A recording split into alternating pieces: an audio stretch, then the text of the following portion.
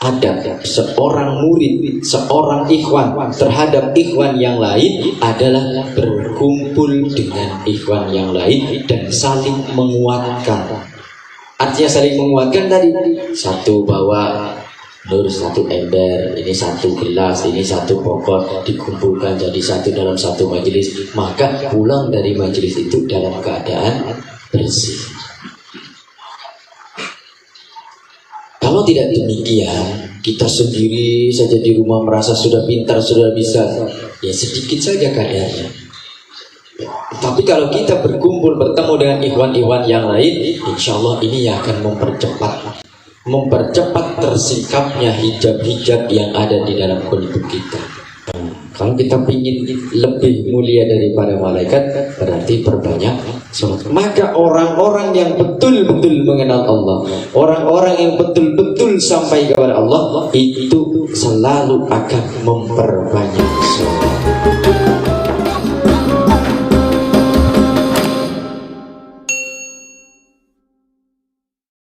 Bismillahirrahmanirrahim. Assalamualaikum warahmatullahi wabarakatuh. Alhamdulillah, alhamdulillahilladzi arsala rasulahu bil huda wa dinil haq liyudhhirahu 'ala ad-dini kullihi wa kafa billahi shahida. Allahumma salli ala ruhi sayyidina Muhammadin fil arwah wa salli ala jasadi sayyidina Muhammadin fil ajsad wa salli ala qabri sayyidina Muhammadin fil qubur wa balligh ruha sayyidina Muhammadin minna tahiyatan wa salam taslim. Allahumma aftah alaina futuhal arifina bihikmatika wa karamatika abadan abadan birahmatika ya arhamar rahimin. Ilahi anta maqsudi wa ridaka matlubi, a'tini mahabbataka wa ma'rifataka. Sama-sama kita hormati dan sama-sama kita muliakan guru kita sekalian, Rabbi Ruhina, Mursyiduna, Syedi Syekh Ahmad Sohibullah Fatajul Arifin. Mudah-mudahan beliau selalu ada dalam rahmatnya Allah, ada dalam ampunan Allah, dan mudah-mudahan selalu ditambah barakah dan karamahnya sehingga sampai kepada kita sekalian. Amin ya Allah ya Rabbal Alamin. Juga yang saya hormati Bapak Ade Ruswandi serta keluarga besarnya, mudah-mudahan Allah Subhanahu wa Ta'ala memberikan kesehatan, dimudahkan segala urusan, dikabul segala hajatnya, dan disehatkan keluarganya. Dan juga buat seluruh ikhwan akhwat berjamaah majelis zikir Pondok Gede yang insyaallah dimuliakan Allah Subhanahu wa Ta'ala. Mudah-mudahan selalu diberikan keistiqomahan, diberikan kemudahan dalam melakukan amaliyah thariqah qadiriyah Naksabandiyah, selalu diberikan kekuatan dalam mengamalkan hikmat, entah itu hikmat ilmiah atau mengkaji ilmu Allah, ataupun hikmat al-maliyah seperti halnya zikir, khataman ataupun manaqib. Dan mudah-mudahan kita semuanya selalu diberikan kesehatan oleh Allah Subhanahu wa Ta'ala, baik kesehatan jasmani maupun kesehatan ruhani kita. Ya rahimakumullah, sehat semuanya. Alhamdulillah, meskipun ada beberapa yang sakit, tapi meskipun sakit harus tetap waras. Gak apa-apa, sehat kurang dikit tapi warasnya harus tetap. Jadi kadang-kadang kalau orang sehat tapi nggak waras juga repotnya. Tapi orang waras nggak sehat juga kurang pas. Jadi ya waras iya, sehat iya. Dan mudah-mudahan kita semuanya selalu diberikan kesehatan dan kewarasan. Amin ya Allah ya Rabbal Alamin. Baik, kita lanjutkan kajian kita mengenai tabaruk kitab Sirrul Asrar. Ini kita melanjutkan bab yang ke-6. Jadi setelah bab yang ke-6 ini kita mulai turun, mulai menginjak bumi. Jadi kitab Sirrul Asrar ini dikarang oleh Tuan Syekh Abdul Qadir Jailani itu begitu sistematis. Jadi kalau bahasa marketingnya itu memberikan gambaran dulu, loh seperti ini, begitu sudah kalau mau beli harganya segini gitu. Itu sama. Kitab Sirrul Asrar begitu kita buka di mukadimahnya, masya Allah, dalam banget penjelasannya sampai bab ke-6 dan puncaknya bab ke-5. Kita sampai berapa kali pertemuan? 3 ke 4 kali pertemuan masih bab 5 saja, karena memang pembahasannya berat. Dan bab ke-6 pun sama, menggambarkan bagaimana kita. Jadi dari bab 1 mukadimah sampai bab 6 ini menggambarkan siapa kita, dari mana kita, dan mau kemana kita. Jadi kenalkan dulu, ini loh kita dari mana, asalnya dari mana, kemudian diadakan untuk apa, kemudian terus dijelaskan jalan pulangnya seperti ini dan seperti. Nah, nanti bab yang berikutnya, bab yang ke-7 itu sudah mulai bagaimana kita bisa pulang. Prakteknya ada mulai di bab 6. Jadi bab 1 atau bab mukadimah sampai bab yang ke-6 ini kita mengenal asal usul kita, kemudian bab yang ke-7 baru mulai berjalan untuk bisa kembali. Maka jangan sampai bab mukadimah sampai bab 6-nya kita ikut, giliran mau pulang enggak berangkat. Jadi kalau misalnya kayak gitu, yuk kita mau pergi ke sini, nanti di sini suasananya begini, bagus, giliran sudah mau berangkat enggak ikut. Nah, kan cuma angan-angan gitu. Jadi enggak pernah sampai angan-angan. Maka ayo sama-sama kita kaji supaya kita mengerti betul bagaimana kita bisa kembali dan kemana kita harus kembali. Ya, bagi yang baru bergabung berarti ya mudah-mudahan sedikit-sedikit bisa kita kaji lagi. Insya Allah mudah-mudahan diberikan pemahaman, diberikan pengertian, dan kita sama-sama belajar. Mudah-mudahan dimudahkan dalam mengkajinya. Amin ya Allah ya Rabbal Alamin. Bismillahirrahmanirrahim. Ila hadrati sultanil awliya Asy-Syaikh Syekh Abdul Qadir Jailani Qaddasallahu Al-Fatihah. A'udzu billahi minasyaitonir rajim. Bismillahirrahmanirrahim. Alhamdulillahi rabbil alamin arrahmanir rahim maliki yaumiddin. Iyyaka na'budu wa iyyaka nasta'in ihdinas siratal mustaqim. Siratal ladzina an'amta 'alaihim ghairil maghdubi 'alaihim waladdallin. Bismillahirrahmanirrahim.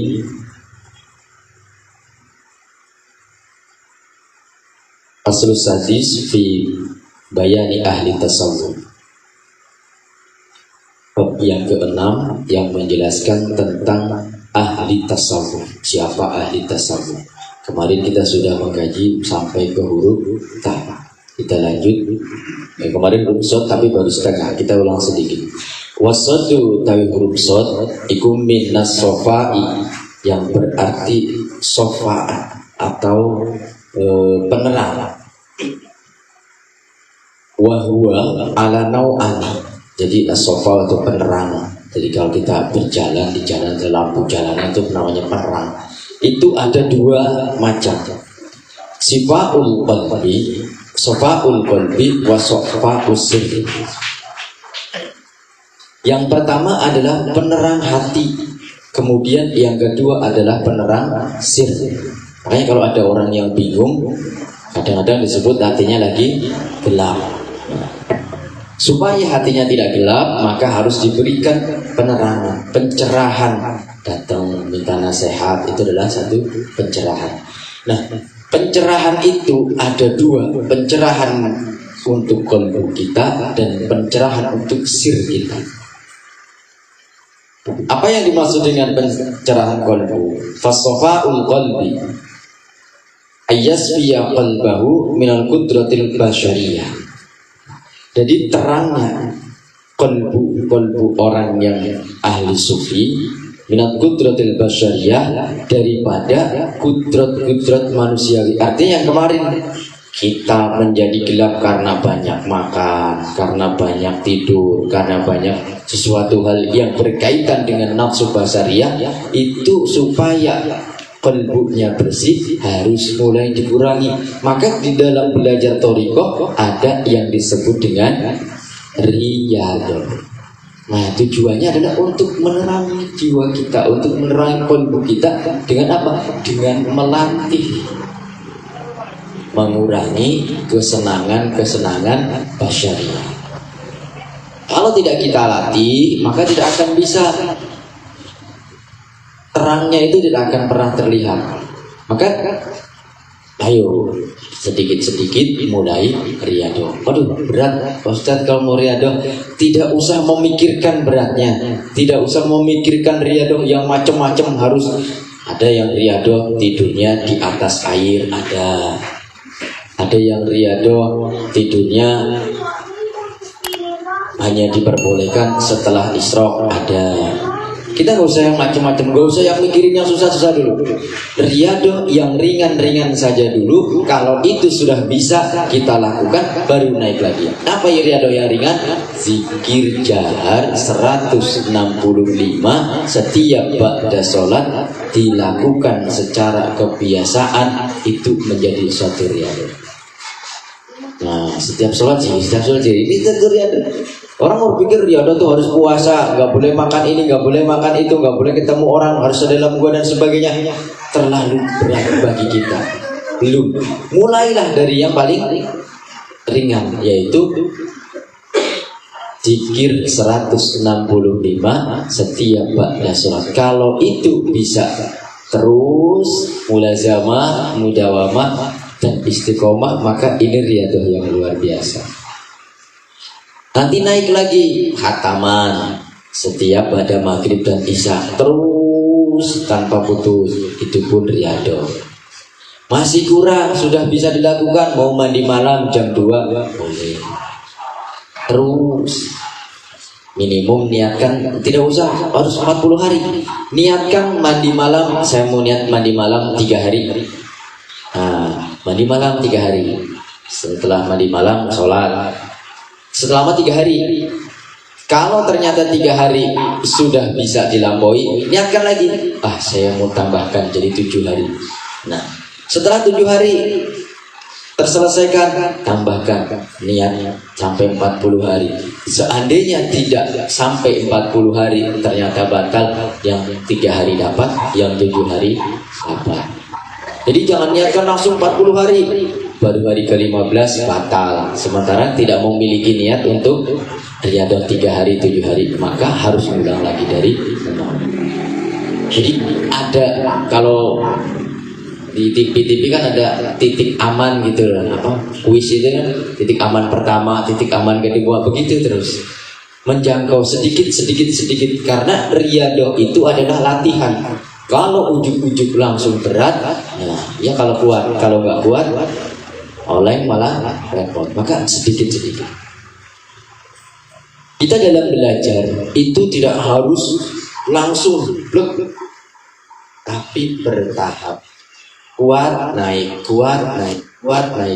dan membutuhkan waktu yang lama, maka itulah dibutuhkan istiqomah. Karena istiqomah hanya akan bisa tercapai kalau kita bisa mudawamah, dan mudawamah bisa kita lakukan kalau kita terbiasa. Kalau tidak terbiasa, tidak mudawamah, maka tidak akan bisa istiqomah. Nah, inilah pentingnya. Supaya qalbu kita ini ada pencerahan, ada penerangan, maka keinginan basyariyah ini harus bisa kita redam. Yuk makan, Begitu makan ke kakak, kayaknya enak. Kalau belum habis, belum selesai, sisain cekernya. Masya Allah. Ini adalah satu keinginan daripada keinginan basyariah.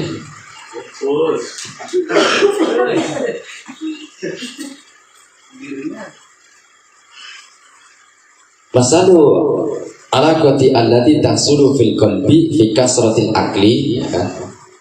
Contoh daripada kudrat basyariah tadi adalah banyaknya makan, wasyirbi dan banyaknya minum, minal halali daripada perkara-perkara yang halal.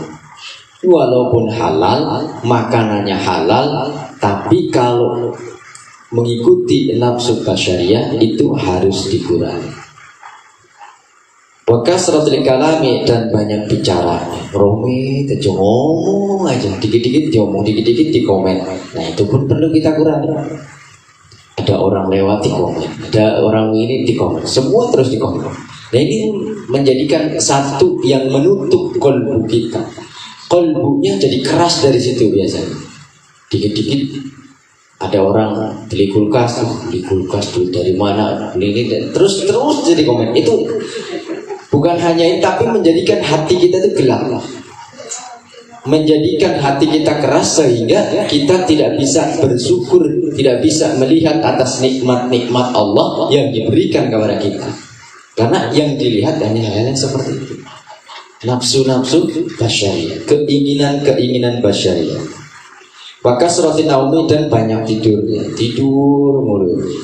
Dikit-dikit rebahan. Apalagi zamannya PPKM kan, mau kemana-mana nggak boleh, udah. Masya Allah, dikit-dikit rebahan. Wakasrati mulakhatin dunyawiyah, dan banyak mengangan-angan tentang keinginan duniawiyah.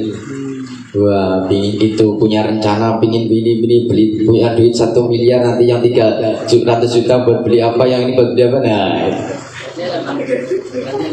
tapi ada juga yang punya duit 1 miliar dibagiin ke ini 100 juta, ke ini 200 juta. Nah, itu pun sama. Itu namanya mulakhatul dunyawiyah. Habis tuh 1 miliar.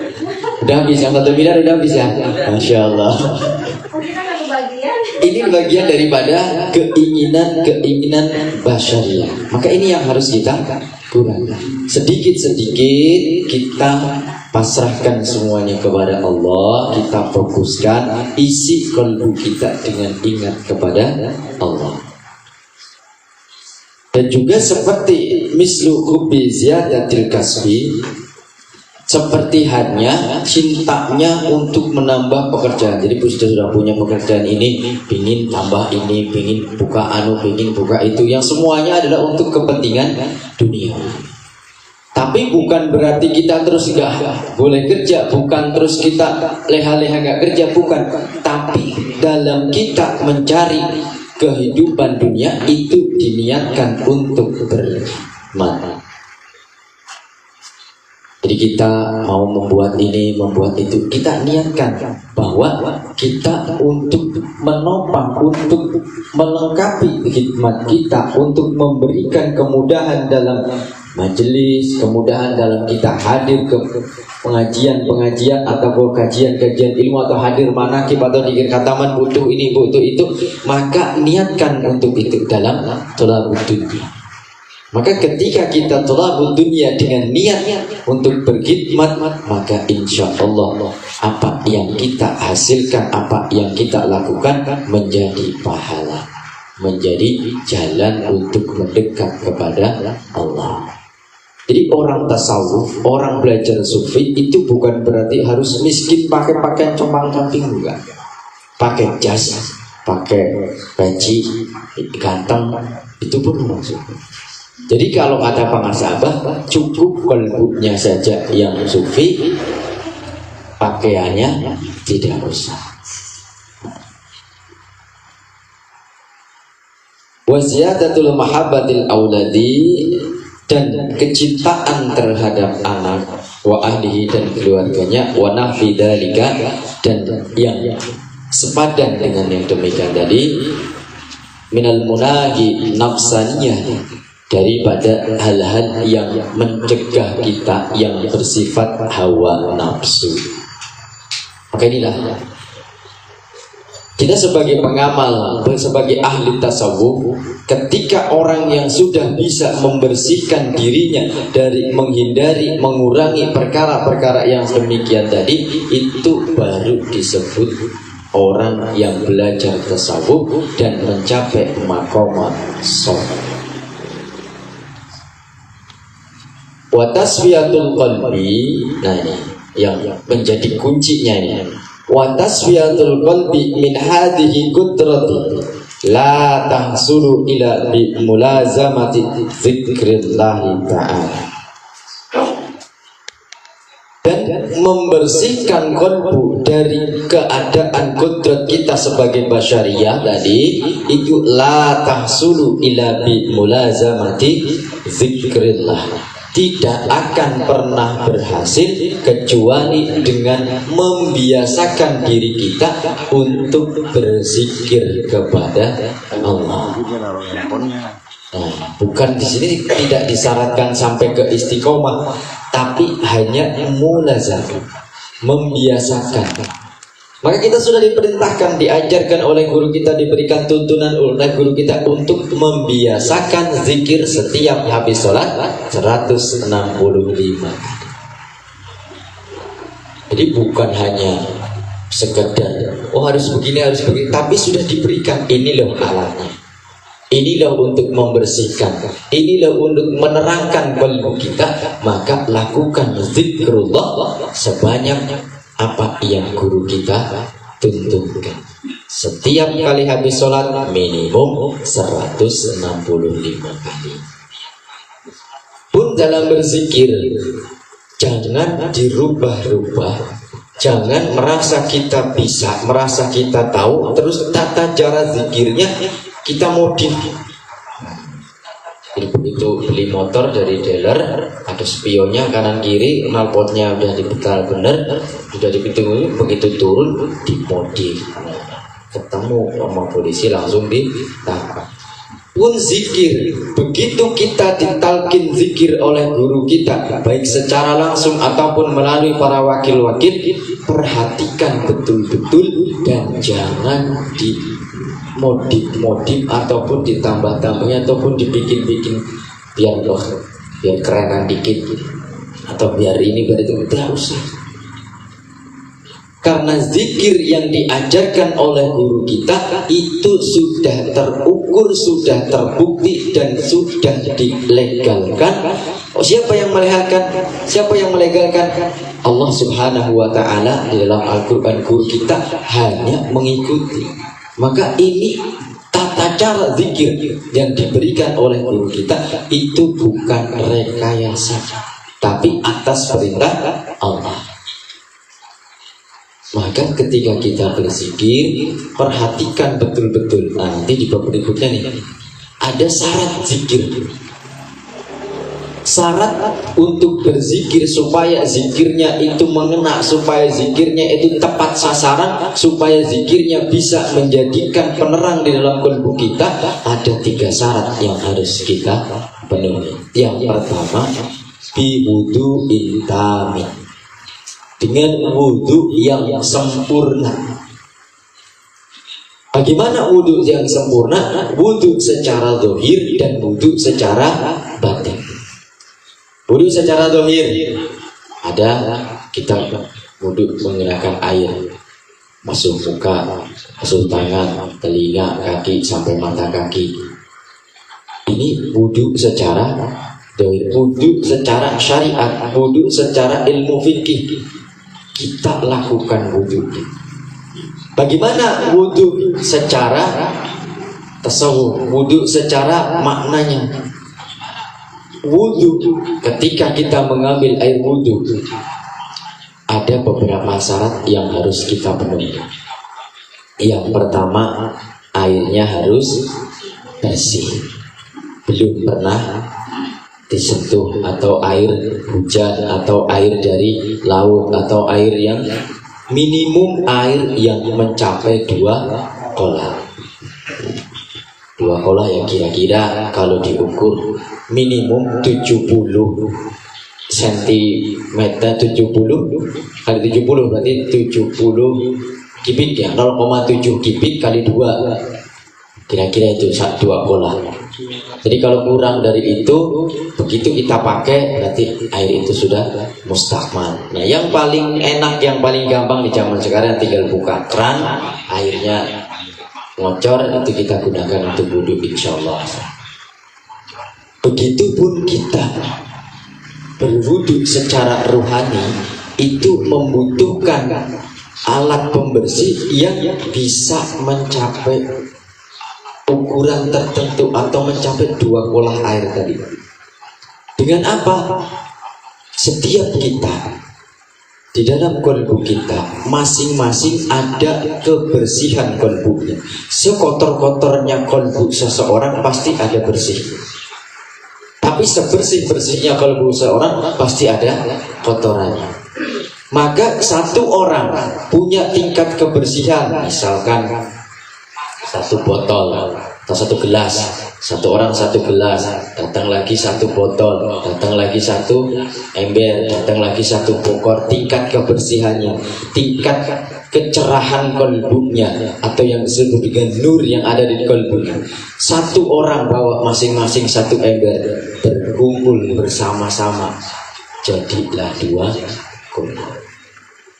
Maka ketika kita berkumpul berjamaah dengan ikhwan-ikhwan yang lain, secara hakiki, secara thariqah, kita mengumpulkan nur yang ada di dalam diri kita yang kadarnya hanya sedikit, begitu terkumpul menjadi banyak, itu yang akan membantu kita membersihkan dosa-dosa kita.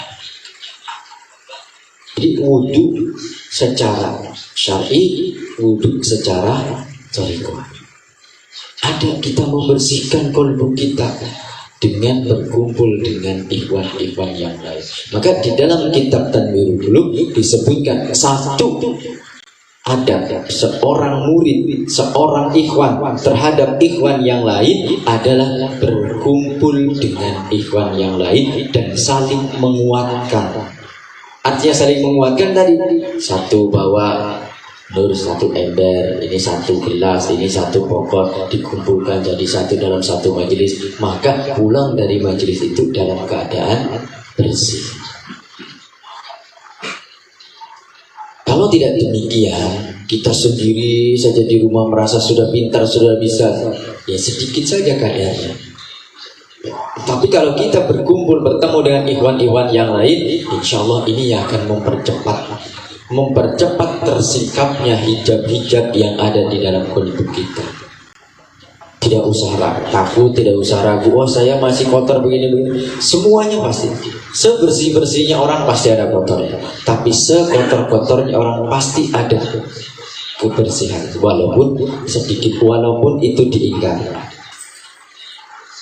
Maka alhamdulillah malam hari ini pun Allah memberikan kemudahan, memberikan kekuatan kepada kita untuk hadir di majelis ini. Mudah-mudahan sepulang dari majelis ini kita pulang sebagai orang yang diwudhu intamin. Amin ya Allah ya Rabbal. Yang pertama tadi syarat berzikir adalah biwudhu intamin. Kemudian yang kedua syarat untuk berzikir bisautin qawiyyin, dengan suara yang kuat. Yang ketiga bidur bin syadidin, dengan pukulan yang keras. Jangan dibalik, suara yang keras dengan pukulan yang kuat. Suaranya tidak perlu keras tapi harus kuat. Jadi ketika berzikir tidak harus keras teriak la ilaha illallah, tapi suaranya itu berbobot, ada apa ya, berat gitu, ada dorongan, ada getaran ketika kita berzikir dari kalimat rasakan getaran-getaran, dan kita tarik tuh pelan, jangan ujuk-ujuk langsung langsung kencang gitu. Kalau yang biasa nyari ikan, ya Pak Mufid kalau di Jawa kan jala atau jalan, begitu dilempar taruh nariknya kan harus pelan-pelan. Supaya apa? Supaya ikan-ikannya bisa ke bawah. Kalau nariknya cepat pasti ikannya akan lepas. Begitupun kita zikir seperti itu kira-kira. Begitu kita tarik, lah kan kita rasakan kalau narik jalan kan gitu Pak, rasakan terus sampai ke atas. Begitu kerasa baru oh ini sudah masuk kantong. Karena ada kantongnya tuh, sudah masuk kantong baru tarik ke atas. Sama ketika kita berzikir, rasakan getaran-getarannya, isi dengan zikir khafi. Jadi antara zikir jahar dan zikir khafi ini bisa sinkron. Kalau tidak seperti itu langsung kenceng, nggak sinkron-sinkron Pak, nggak dapat. Zikirnya hanya diucapkan tapi kolbunya kosong. Tapi harus bersamaan. Pasti ada rasa getaran-getaran sampai di otak. Tahan dulu nih, rasakan bahwa semuanya itu sudah berkumpul di otak. La ilaha di sebelah kanan, atas, bawah. Ilaha illallah. Dipukulkan illallahnya, benar-benar diucapkan ke latifatul qalbi. Supaya apa? Supaya lafzu jalalahnya itu membekas di qalbu kita, ada bekasnya. Jadi la ilaha illallah. Begitu sudah 3 kali kita rasakan betul-betul, baru kita agak kencang. La ilaha illallah, la ilaha illallah. Gerakannya itu tepat masing-masing kita, apa namanya kalau di dalam bahasanya itu bitakhoyuli, dengan angan-angan kita itu tepat pada titik latifahnya. Walaupun gerakan kepalanya sudah entah kemana, tapi angan-angan kita itu tepat pada titik latifahnya. Lah dari bawah pusar ke tengah, latifatul apa sampai ke latifatul nafs di otak. Ilaha, titiknya benar-benar kita ini kan illallah, latifatul nafs. Jadi begitu kita berzikir, kita akan merasakan ternyata zikir yang kita ucapkan, ternyata zikir yang kita baca itu akan ada hawa panas. Mau kalau berzikir keringetan. La ilaha illallah, la ilaha illallah, la ilaha illallah. Ini kayak orang olahraga panas, berkeringat, walaupun sudah dikipasi atau mungkin ruang AC, tapi ada rasa panas. Ini yang dimaksud dengan membakar kotoran-kotoran yang ada di dalam diri kita. Sel-sel tubuh yang ada di dalam diri kita ini dibersihkan, dibakar. Sehingga ketika sel-sel tubuh yang kotor, yang rusak, yang penuh dosa-dosa, yang terbentuk dari makanan-makanan tadi yang tidak karena lillah, atau yang makanan-makanan yang terbentuk karena mengikuti kudrat basyariah tadi, ini akan menjadi hancur bersama dengan panasnya zikir. Ketika sudah hancur, maka akan hilang. Yang muncul adalah zikir khafi yang tadi kita barengkan ketika kita mengucapkan zikir jahar. Maka ketika zikir jahar sudah bisa menghilangkan kotoran sel-sel tubuh yang ada di dalam diri kita yang rusak-rusak, yang terbuat dari hal-hal yang mengikuti kudrat basyariah tadi, begitu hilang, maka zikir khafi akan memancarkan nurnya. Inilah yang disebut dengan zikrul jahri narun wa zikrul khafi nurun.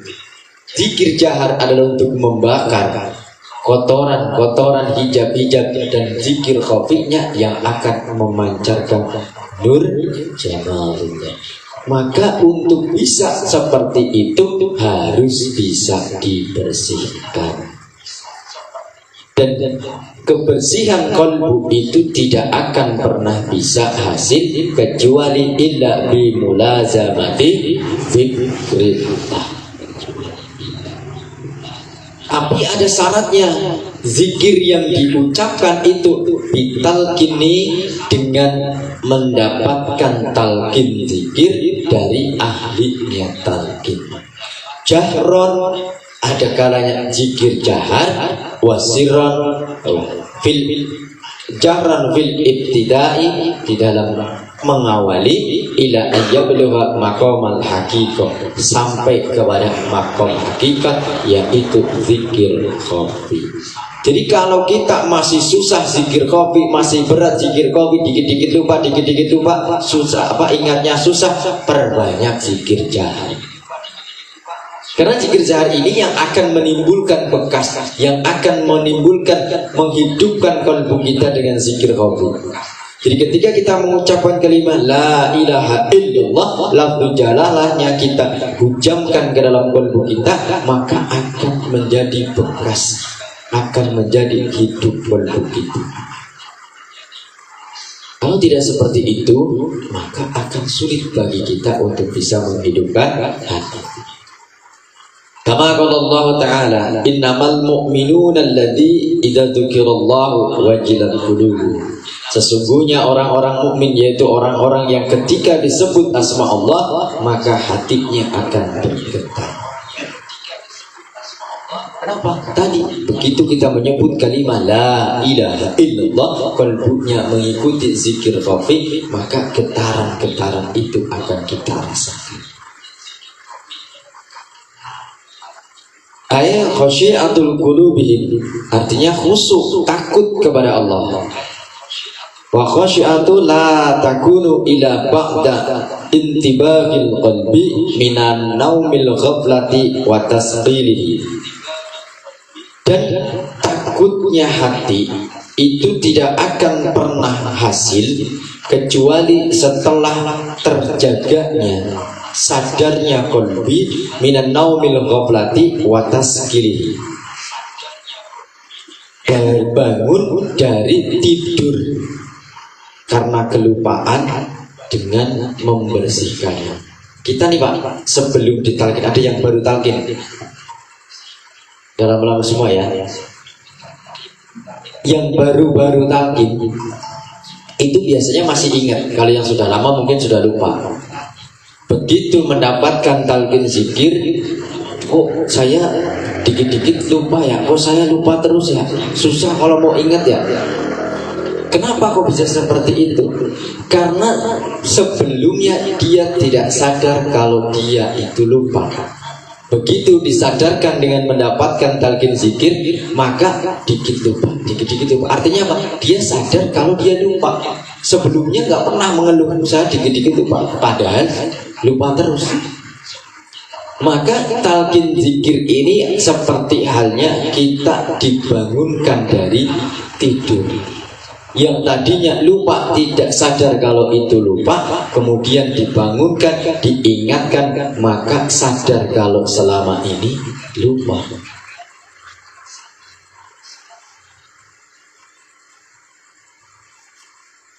Maka ketakutan, rasa getaran-getaran ketika disebut asma Allah itu tidak akan pernah bisa hasil kecuali bagi qalbu yang sudah dibangunkan dari tidur, artinya dari kelupaan, dan membersihkan. Kan nggak usah merasa dikit-dikit lupa terus.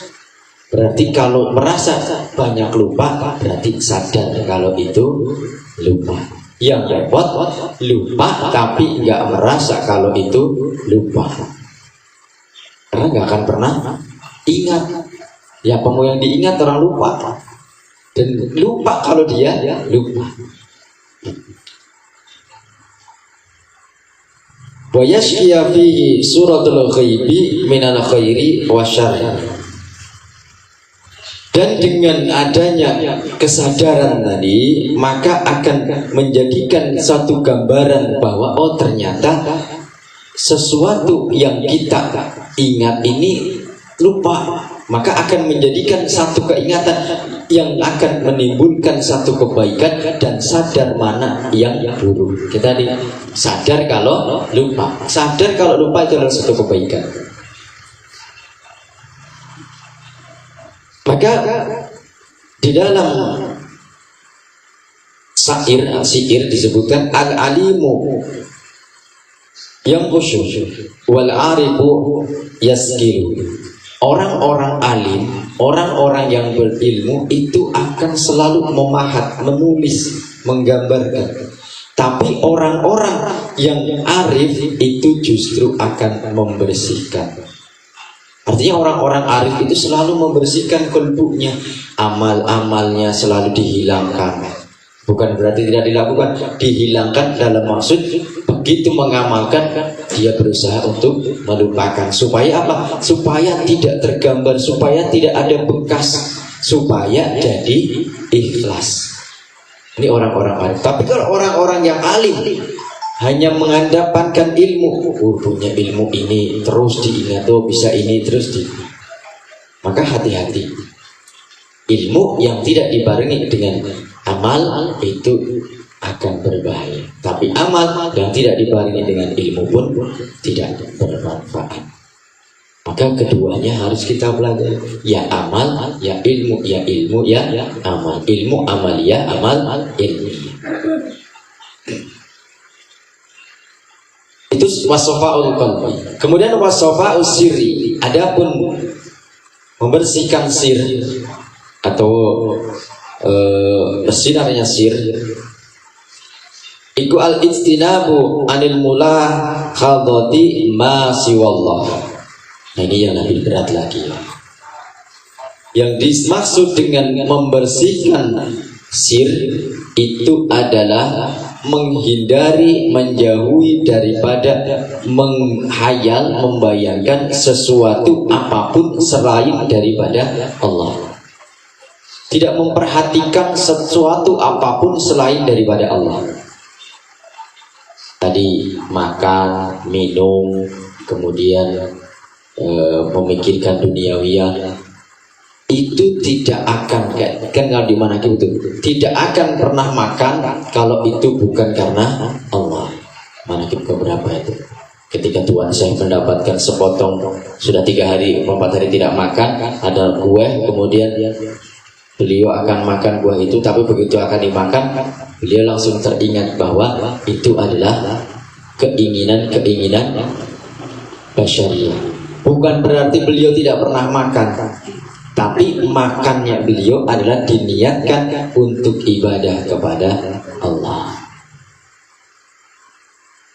Jadi makan untuk menguatkan jismani, supaya jismaninya kuat berzikir, supaya ketika berzikir hentakannya kuat. La ilaha illallah, la ilaha illallah, la ilaha illallah. Kan beda.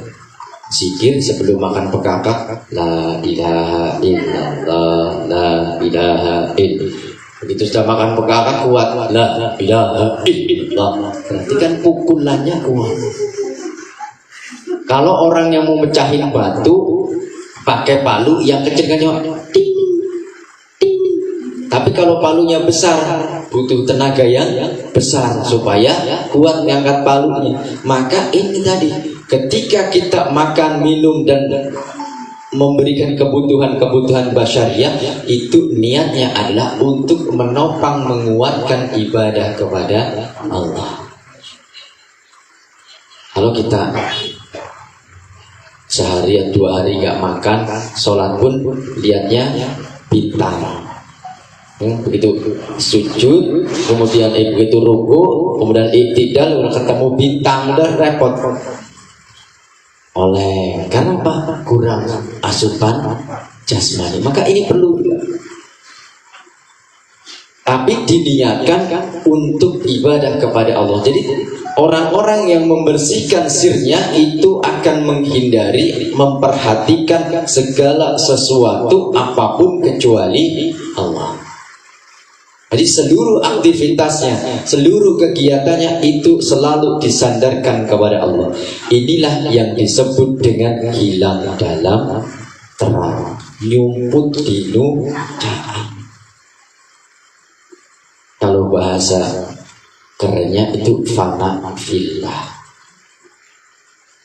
Jadi menyandarkan segala sesuatunya hanya kepada Allah. Apapun aktivitasnya itu karena Allah, untuk Allah, dan kembalinya kepada Allah. Wa mahabbati dan bimulazimati asma'i tauhidi, dan kecintaannya kepada Allah bimulazamati asma'i tauhidi bilisani sirri, dengan membiasakan membaca ismu tauhid bilisani sirri. Nah, inilah yang berat. Selalu membiasakan dengan kecintaan, lisan sirnya itu selalu menyebut asma tauhid, yaitu zikir khafi terus. Nah, ini yang berat. Harus terus menerus kita ingat kepada Allah di dalam sir kita. Apapun aktivitasnya, kapanpun, dimanapun berada, terus selalu ingat kepada Allah. Lupa ingatkan, lupa ingatkan. Wa idha hasolat hadihi tasbiyati faqad tama maqamus. Maka ketika kita bisa berzikir di dalam sir kita, kalau kita selalu zikir khafi, sering ingat zikir khafi daripada lupanya, maka ini adalah kita berada pada maqam shol. Kalau sudah terus ingat kepada Allah, itu baru selesai maqam shol. Kalau kita kira-kira gimana? Tak aja belum ada titiknya, kita belum mulai, apalagi sampai ke sini. Tapi kenapa kok ini harus kita pelajari? Saya sebutkan tadi, inilah kita, asal kita, kemana kita, dan baru bagaimana kita. Dijelaskan dulu supaya apa? Supaya kita tahu bahwa oh ternyata kita ini masih jauh. Jadi harus terus berjalan. Wal wawu, dan yang berikutnya adalah huruf wawu. Minal wilayati, daripada wilayah atau kewalian. Tatraba ala taswiyati, yang tersusun daripada kebersihan-kebersihan qalbi. Kama qala Allah Ta'ala, ala inna awliya Allah la khaufun alaihim wa la hum yahzanun.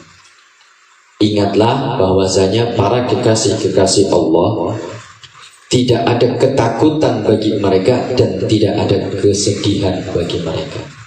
Maka kalau kita tadi sudah bisa membersihkan kalbu kita, membersihkan sir kita, maka tidak akan ada ketakutan dan tidak akan ada kesedihan. Karena apa? Selalu ingat kepada Allah, selalu dekat kepada Allah, selalu menyandarkan segala sesuatunya kepada Allah. Yang ada hanya Allah saja baginya.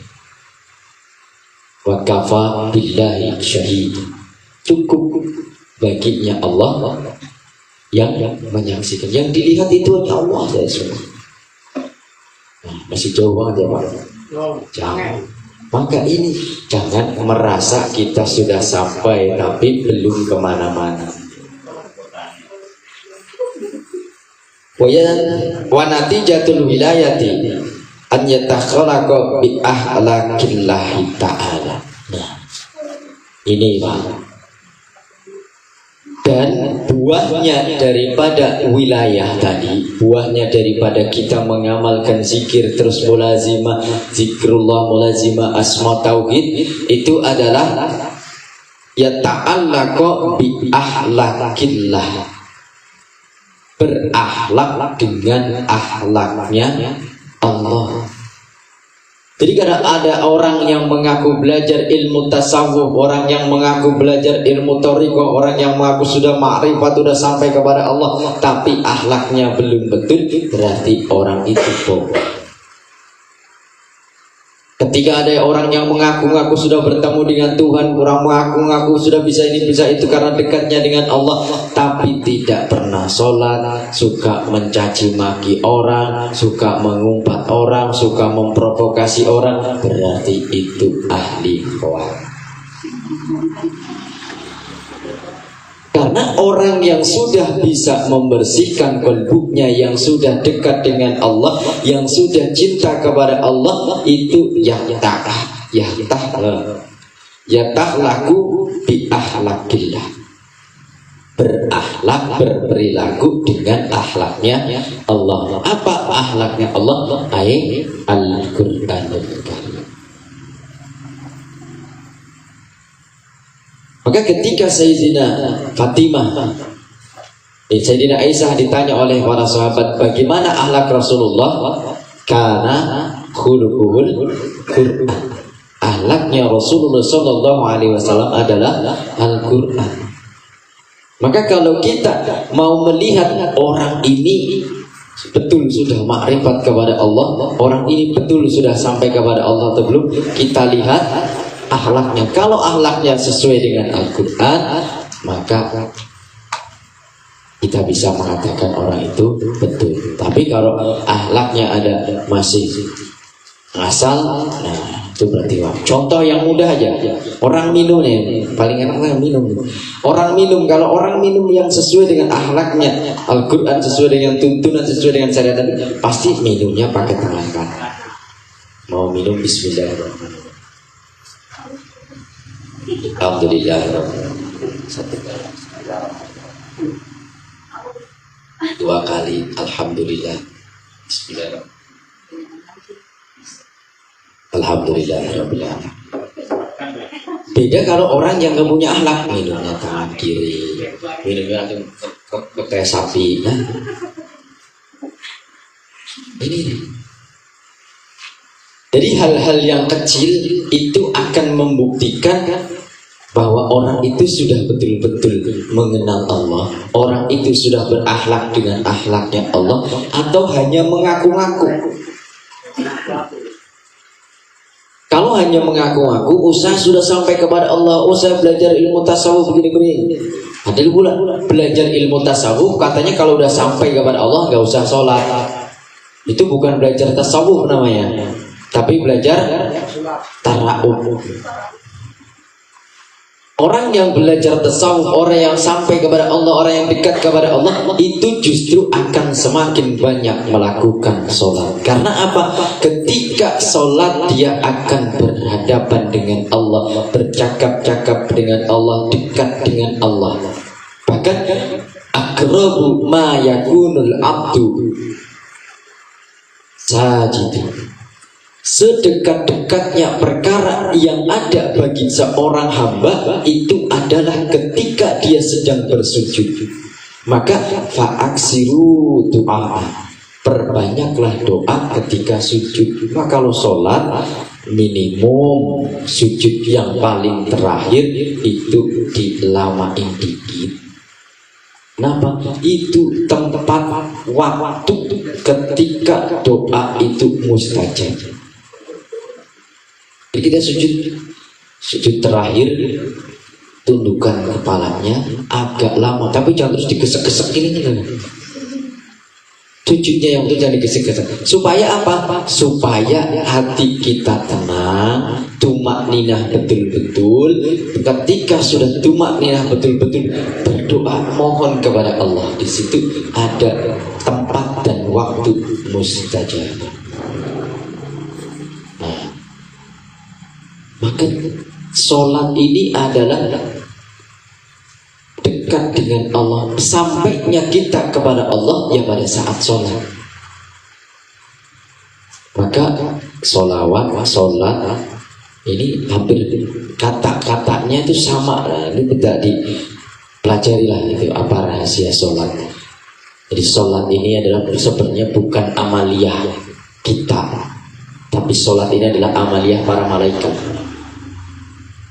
Kenapa menjadi amaliyah kita? Karena untuk menyempurnakan. Jadi sholat ketika Rasulullah SAW mi'raj. Nah, ini mumpung masih ada hangat-hangat Isra Mi'raj.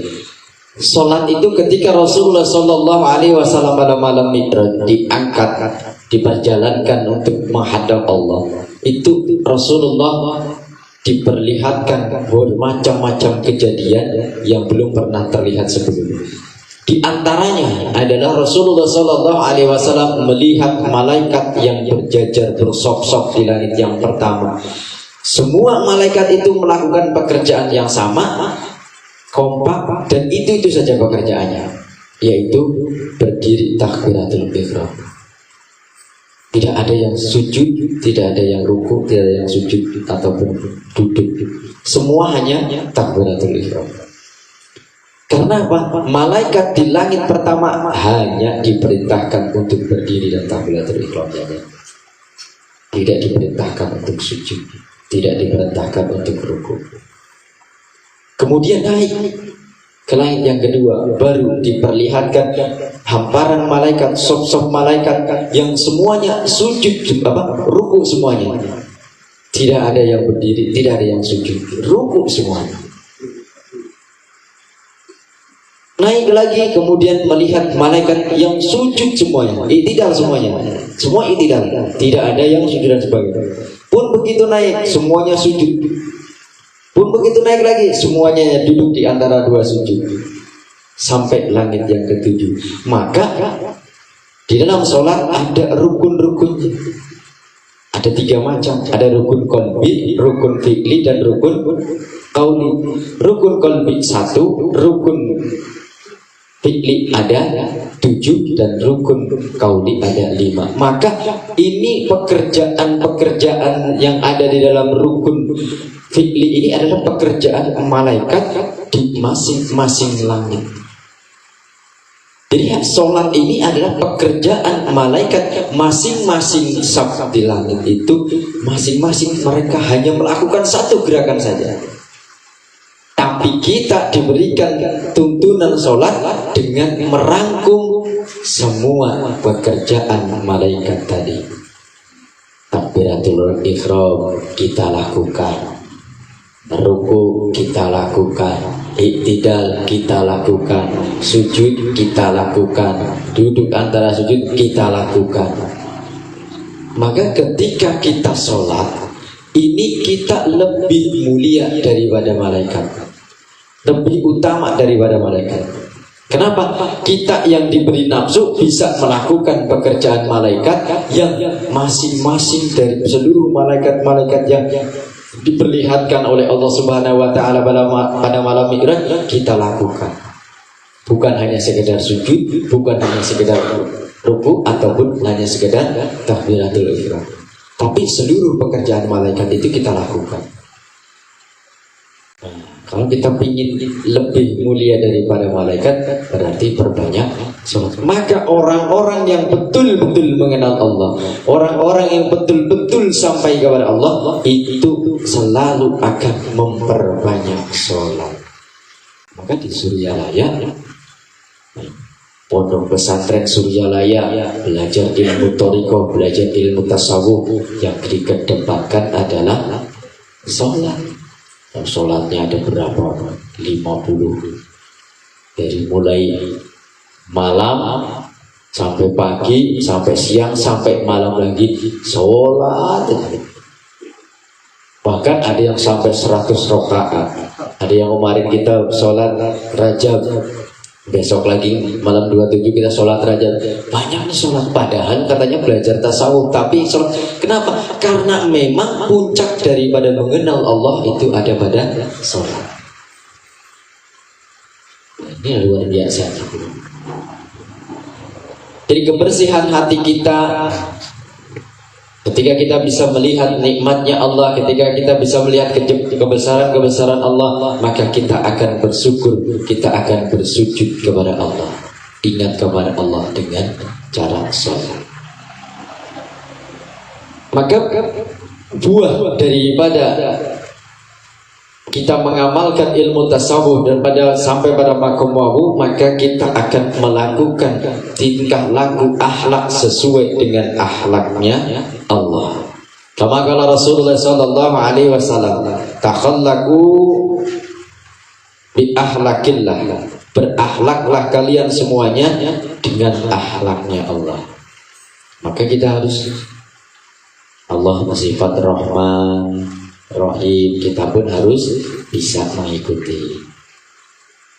Kalau kita belum bisa mengikuti, berarti kita belum bisa dekat dengan Allah, belum bisa mengenal Allah seutuhnya. Tapi kita tetap terus belajar dan terus belajar, jangan menyerah. Ayat tasawwufu bisifatillah. Ayat tasawwufu bisifatillah, artinya bersifatlah dengan sifat-sifat Allah. Nah ini perlu kita kaji sifat-sifat Allah. Ada sifat 20, ada sifat wajib, sifat muhal. Insyaallah nanti kita kaji sama-sama. Bayula bisu filang asifatillah, dan membungkus diri kita, memakaiani diri kita dengan sifat-sifat Allah. Ba'dil sifatil basyariyah, setelah kita mengetahui sifat-sifat basyariyah tadi. Ya tadi makan, kalau kita hanya mengikuti hawa nafsu, maka itu adalah mengikuti basyariyah. Tapi kalau makan, kita makan menjadikan karena Allah, karena untuk memudahkan kita ibadah kepada Allah, maka makan itu akan menjadi bersifat seperti sifatnya Allah. Itu jadi manfaat. Kama qala Allah Ta'ala fi hadisil qudsi, idza ahbabtu abdan kuntu lahu sam'an wa basaran wa yadan wa lisanan fabi yasma'u fabi yubsiru fabi yubsitu wa bi yantiku wa bi yamsi. Nah ini, ketika aku telah cinta kepada hambaku, ketika aku telah memberikan kecintaanku kepada hambaku, maka aku akan menjadi pendengarannya, dan aku akan menjadi penglihatannya, dan aku akan menjadi tangannya, dan aku akan menjadi lisannya. Nah, hati-hati nih, jangan terus membayangkan Allah punya mata, punya tangan, punya telinga. Tapi ketika kita sudah cinta kepada Allah, maka apapun yang kita dengar itu adalah satu kebaikan. Kita tidak akan mau mendengarkan kecuali yang baik-baik. Dan kita wabasharon, dan Allah akan menjadi mata kita, artinya kita tidak akan melihat kecuali yang diperbolehkan oleh Allah. Wayadan, dan kita tidak akan melakukan apapun kecuali yang diridhoi oleh Allah. Walisanan, dan kita tidak akan mengucapkan apapun kecuali yang Allah ridho atas ucapan itu. Maka orang yang betul mengenal Allah, orang yang cinta kepada Allah, itu tidak akan melangkahkan kakinya ke tempat-tempat yang buruk, tidak akan mengucapkan kata-kata yang buruk, tidak akan mengumpat, tidak akan merusak. Pokoknya apa yang tidak dikehendaki atau apa yang tidak diridhoi oleh Allah, itu akan selalu dihindari. Inilah orang-orang yang betul-betul dekat dengan Allah.